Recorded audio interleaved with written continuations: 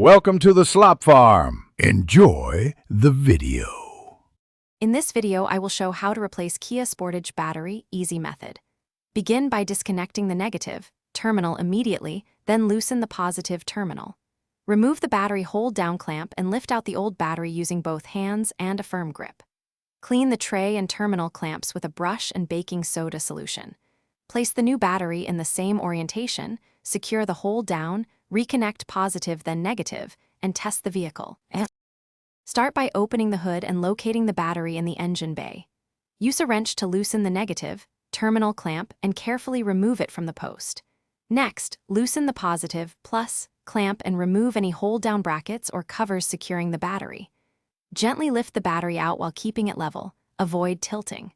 Place the battery on a stable surface away from sparks, flames, or children and inspect the tray for damage. Place the replacement battery into the tray with the same orientation as the old one and ensure it sits flush.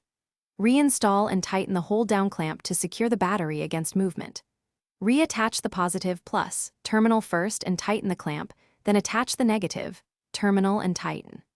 Wipe terminals clean, apply dielectric grease to help prevent corrosion, start the engine to verify a solid connection, and check that dash lights reset properly.